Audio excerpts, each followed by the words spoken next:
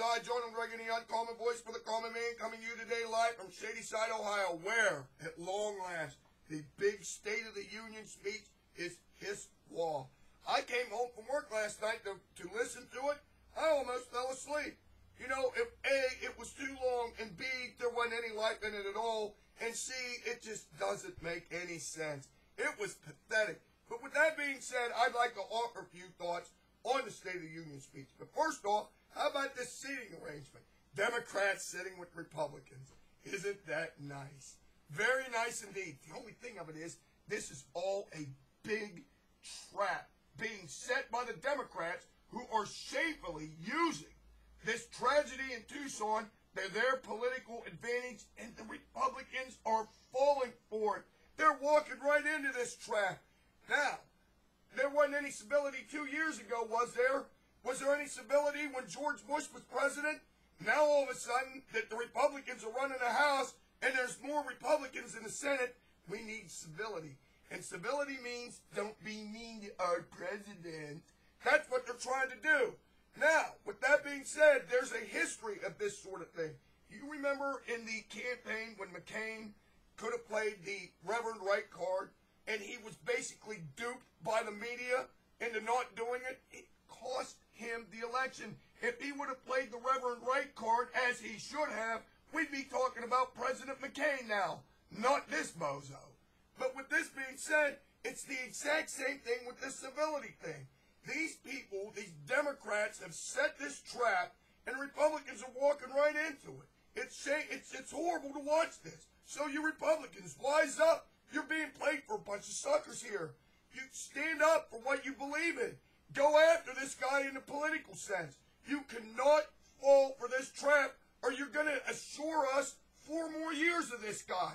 Don't fall for it. But with that being said, let's go into some of the particulars about the speech. I heard Obama saying we need to have more money to invest in infrastructure. What I want to know is, what happened to the $880 billion in the stimulus money that was supposed to be for shovel-ready projects? That's right. If he had to have $1 trillion 2 years ago, now he says he's going to double down on it. That's $2.6 trillion. And he's already spent $1 trillion. Just today, the Congressional Budget Office says that the deficit has grown by $1.5 trillion. Now, on top of the $3.4 trillion that he's already spent, Jesus God, he's rapidly approaching $5 trillion. And there he is up there spending more money. He wants to invest more money. Invest. Invest means spend. And there he is standing up there talking about freeze. He's going to freeze government spending. Freeze doesn't get the job done when you're $14 trillion in debt. Cutting does. Cutting is exactly what he needs to do. But he's not going to cut anything. He's just freezing it. And I'm telling you, freezing is not cutting. And the debt just soars and soars, and he doesn't do anything about it. Now he's a centrist. He talks like he wants to do something about it. But how can you sit there and spend $3 trillion and then say, well, we need to do something about the deficit? What did you spend the money for in the first place, you bozo? And why didn't the Republicans call him out on it? By God, I'm going to call him out on it. But I got an idea for him. If you really want to do something about budget deficits, then here's something you can do. Get all these damn deadbeats off public assistance. If you do that, it's a double win situation. If you get all these deadbeats off the public dole, you don't have to support them anymore with my money. Not to mention the fact that all of a sudden they go from being recipients of government money into paying some government money in the form of taxes. It's a win-win situation. But that damn socialist up there, he doesn't understand any of that. He wants people on welfare. He wants the unemployment rate at 9%. It's incredible to see this. And they talked about that in the GOP response. That Paul Ryan, or whatever his name was, actually mentioned that. All you're doing by making all these entitlements is creating a bunch of fat, lazy slobs that will subsist on the government because they will choose the path of least resistance. He touched on that, and he's dead on right. And all this talk about optimism in this speech, it's nonsense. This country is in financial trouble mainly because of him. Remember, when he took office, the deficit, or the national debt, was $10 trillion. Now it's approaching $14 trillion, and he's only been in there 2 years. Can you imagine what would happen in the next 2 years if the Republicans weren't in Congress? We'd all be bankrupt. And that's just all there is to it. But with that being said, I want to talk about a couple other things I saw here. Now, he was talking about this thing about ending earmarks. Earmarks. Okay, so he wants to end earmarks.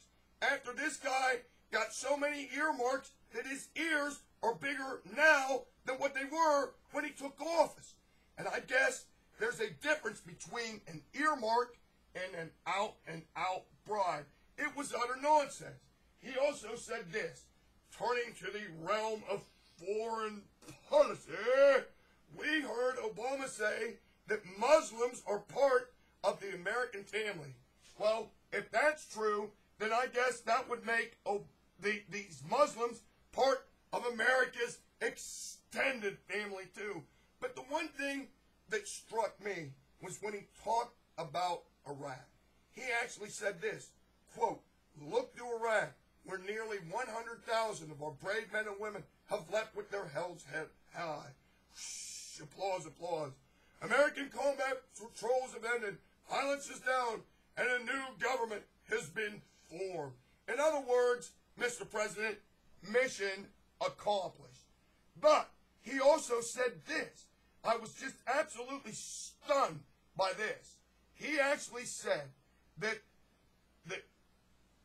recent events have shown us what sets us apart, meaning the United States, must not just be our power. It must also be our purpose.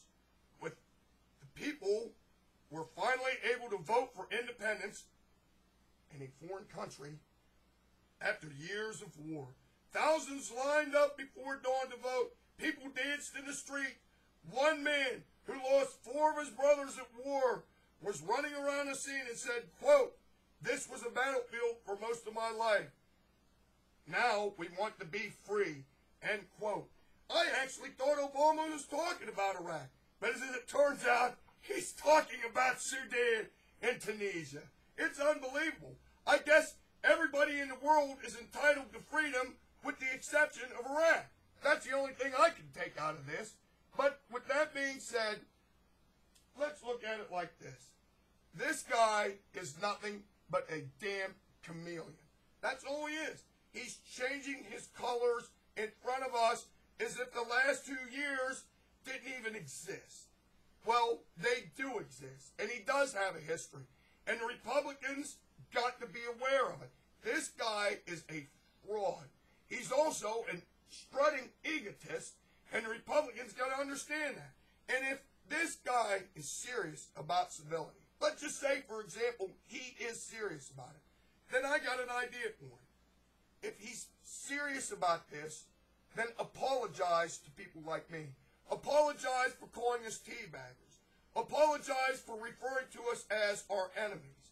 And if you do that, then we will go the distance and say maybe this guy is extending the hand of bipartisanship. Until he apologizes for his uncalled for remarks, there will be no civility. Now, with that being said, this is your favorite Islamo homophobiac, Ronald Reagan, the most civil man on YouTube, saying this to you now.